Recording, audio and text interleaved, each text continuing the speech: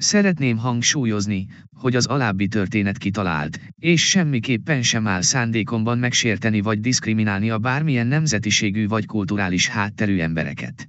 Egyszer volt, hol nem volt, élt egyszer egy szegény román férfi egy kis faluban. Mindenki, nyomorult románnak, nevezte, mert soha semmire nem volt pénze, és mindig a legrosszabb dolgokkal kellett beérnie. Az emberek lenézték és kiközösítették, ő pedig úgy érezte, hogy az egész világgal szemben áll.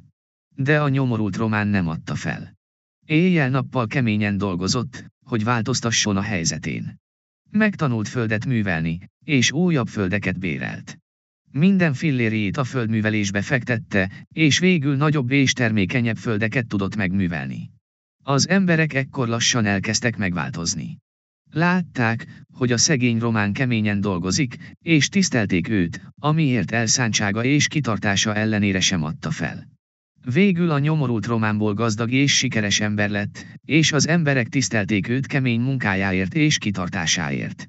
Azóta az emberek már nem hívják nyomorult románnak, hanem sikeres gazdaként és jó szívű emberként tisztelettel bánnak vele.